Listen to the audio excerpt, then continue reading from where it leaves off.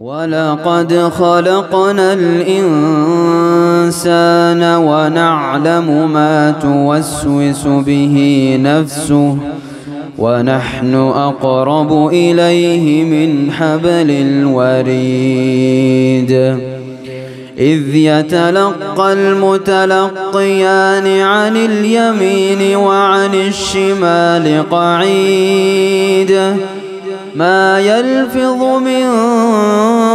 قول إلا لديه رقيب عتيد وجاءت سكرة الموت بالحق ذلك ما كنت منه تحيد ونفخ في الصور ذلك يوم الوعيد.